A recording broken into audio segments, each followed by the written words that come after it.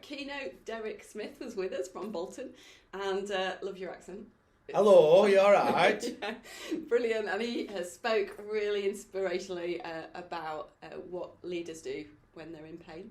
And so we just want to unpack that a little bit and get a bit more of the gold out of Derek in this kind of context. So your points last night were about David after Bathsheba, and that he got up and he cleaned himself and put lotion on and they ate, and then out of that process Solomon was born. And I thought it was great to know the treasure of without getting up there's no Solomon. That's really inspirational.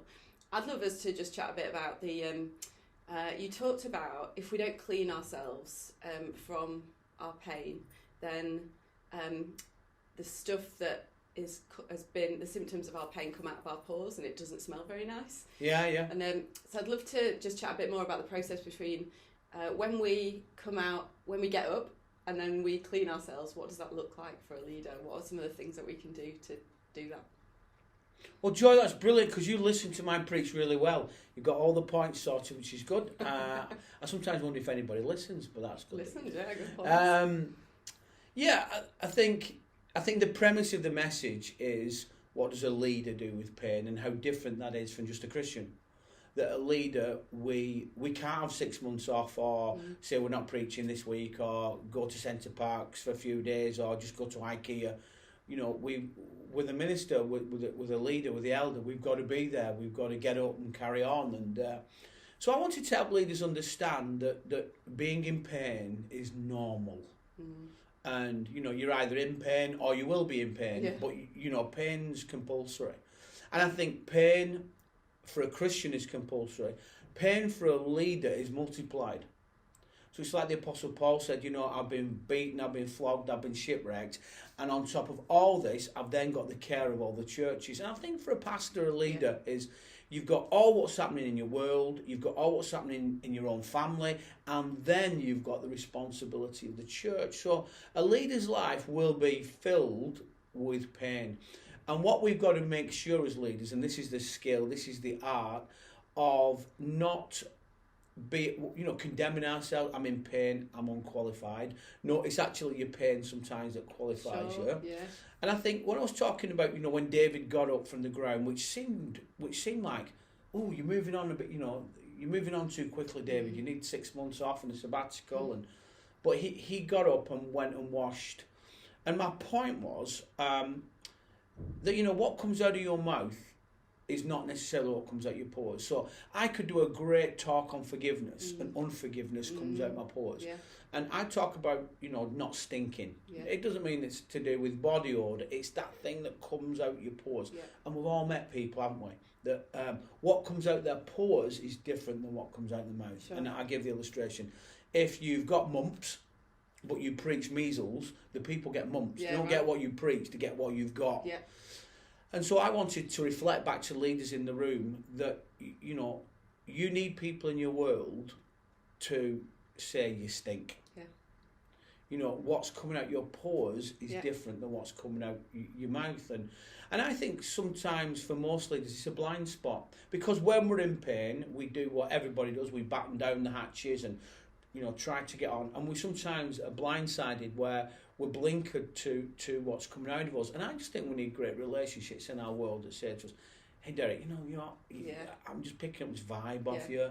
Can we help? You know, and I think that's kind of what was getting at. I think the most dangerous leaders, in a negative way, are leaders that are in pain but don't think they're in pain, and they lead out of pain. Yeah, sure. Because they demolish people, churches, organisations. Yeah. We've got to acknowledge our pain, and we've got to own our pain. We've got to understand that some of it will be passing. Yeah. Some of it might be permanent. Yeah. And we've got to handle that. We've got to have accountability in our world to help us reflect back to us what that is doing to us. Sure. So I think that was the gist of David got up, which is a huge thing, but he washed and he put on lotions because he wanted to smell better. And there's nothing wrong with smelling good, Joy, is there? So I wanted to ask the question, and I think I did, in a funny way. I get away with saying things that are quite aggressive by dressing it in humour. Yeah, that's very so funny. while people are laughing, I just drop a bomb and then run away. That's kind of my hand grenade ministries, I think I'm called.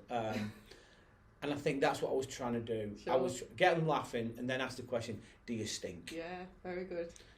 So that's a long answer to a question. So just digging into that, like what does it look like? What's the metaphor of us putting the lotion on and us cleaning? Maybe like out of your own experience, how do you get cleaned up? I think you've got to go to God's word. You've got to go to God's people. I think you've got to be a self-aware person. Yeah.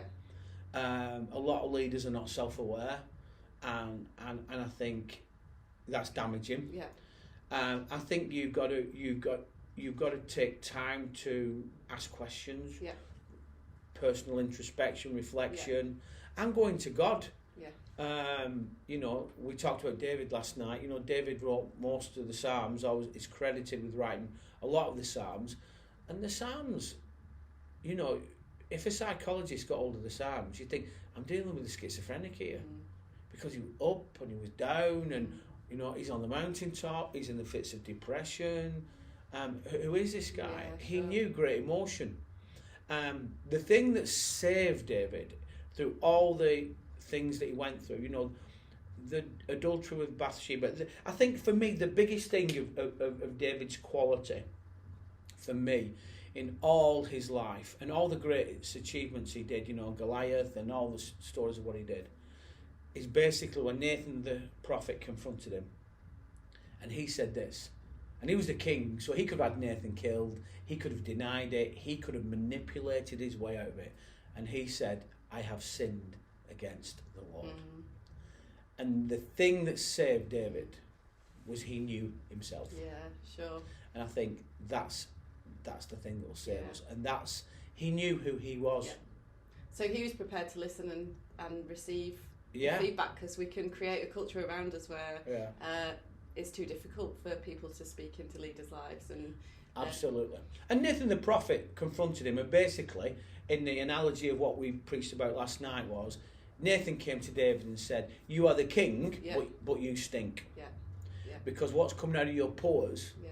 is not what's coming out of your mouth. Yeah. Brilliant. You talk like a king and you live like something different. Yeah, sure. And the prophet confronted him. Yeah. And we all need a Nathan. Yeah, brilliant. And so you talked about self-awareness and creating like people around you. How do we invite Nathan into our life? I think we're all as accountable as we want to be. Yeah, right. This idea that you can enforce accountability on people is nonsense. I'm a minister. I've been in full-time ministry for 35 years. The fact that I have a coffee with somebody once every 3 months isn't going to stop me doing what I want to do. So this kind of enforced accountability has a 2% benefit. I think the key accountability that you have as a Christian, as a leader, is your accountability to God, and for me the fear of God has got to be your first port of call. So when Derek Smith, believe it or not, is tempted to do anything wrong, I think, I love God too much. And then secondly, I've got a great wife who I adore after 32 years of marriage, so I'm accountable to her. She's the person in the world that knows me the most, and where I can talk myself out of situations with other people. She's the kind of person that just says in the car on the way home, you stink. Wow. So, I've got my wife, and then I've got one or two leaders. I don't think, we're not accountable to councils or panels. It's got to be people that we have that just have permission to just say, no, call you out on it. Brilliant. And press you.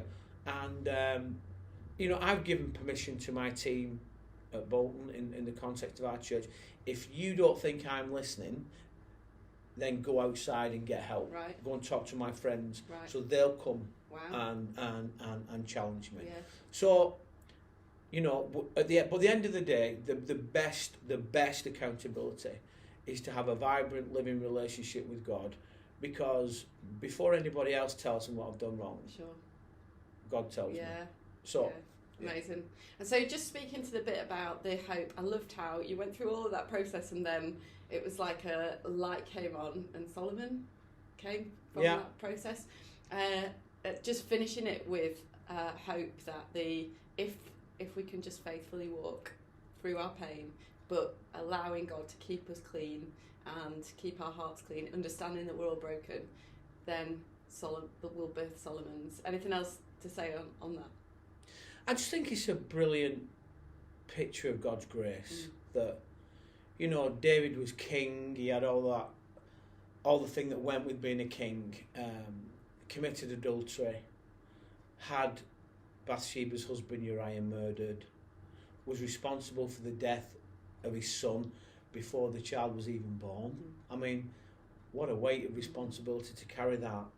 And God forgave him, and God still used him. This couple that had committed adultery, I mean, if they were in your church or my church, they won't be getting anywhere near leadership anytime soon, would they?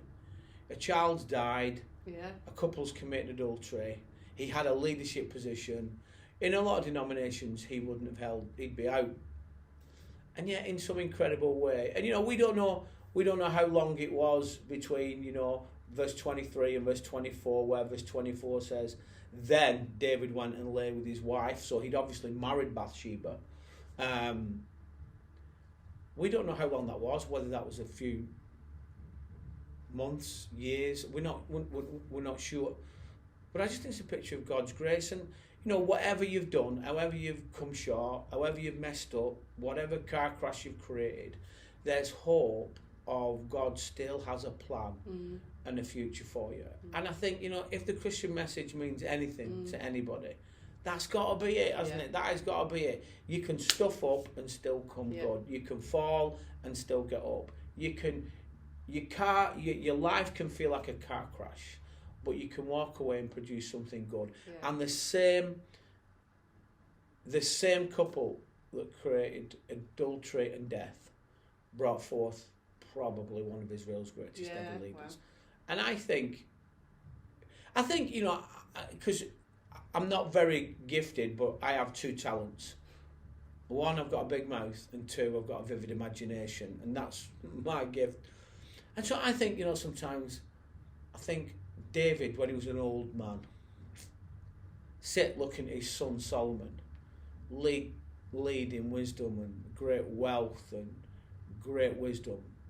And I wonder whether David looked at him and thought, wow, I don't deserve you. Sure. And see Solomon built the temple, and all the great years that the whole nation had, because David did not stay car crashed at the death of his own son. And I know, listen, that's a challenge, because we live in a world now where, you know, people will be saying to David, "Oh, take 3 years off, you know, step out of ministry, you know, and be kind to yourself, don't do this, don't." And we need to be kind to ourselves. But you've got to understand this, John. Leadership is not kind. Leadership is not fair. It's not kind. Leadership is brutal. And do you know, it really struck me, the thing that I think I would need to, when you were talking about all those people in the church that get to go to Centre Parks or, like, you know, have a few weeks off, resentment is something that would really easily come out of my pores, and knowing how to deal with that and say, no, this is what God's called me to, and I'm going to do this not because I wouldn't want to go to Centre Parks but I'm doing this because of God, not because of anything else, and that's what keeps us going. Exactly. That shows your self-awareness, that you're thinking, well, that's how it would make me feel. And I think in any car crash, in any season of your life where there's great pain, you either run to God or you run from him. And it will be like, in the context of what you've just said, you'd be preaching, but resentment would be coming out your pores. And I think when that happens, pastors then start to go into the mode of getting frustrated with people. And frustration comes out their pores. So they preach a great message on a Sunday. What comes out their pores? I'm frustrated. And you shouldn't be at Centre Parks. You should be doing what I'm doing. And I think we have to just take responsibility for ourselves. The thing that really helps me is, and I say this publicly to our church, I am not responsible for how you live. I am not responsible for how you live. I am responsible for what I teach. Yeah, right. You're responsible for what you do with it. Yeah. And I'm going to sleep well tonight, whether you do great or you don't, because I can't afford to buy into your outcomes because you got to own them. Yeah. And I think a leader's got to get into the pulpit with the freedom to say what they feel the Word of God says, and slightly, in a way, divorce themselves from the outcome of what you do with it. Because if you're owning everybody's outcome, you're just going to be, you're just not going to survive. Yeah, wow. Brilliant. Well, thanks, Derek. Thanks for unpacking that. And there's another session, isn't there, that will be going online as well, of a panel discussion. We've got a panel discussion and a collab this afternoon. You did a collab, great. Cool. What's the collab on? It's called New Wine. It's about the whole passage where, Jesus says you don't put new wine in an old wineskin. And we're going to look at what that means. And the biggest enemy of every Christian is what God did versus what God is doing. Sure. And if you don't understand that tension, you're going to come undone. Great. And if people are watching and they're intrigued about your ministry, is there a place that they can find you online? You can go to our church website, www.kingschurchlife.com, and if you go down there, all our 6 campuses are on the website. Right. And we do some YouTube stuff and that. But just hit our website, have a look round, and if we can help you in any way, we'll be glad to hear from you. Brilliant. Well, you're a breath of fresh air. Thanks for joining us. Blessings. Cool.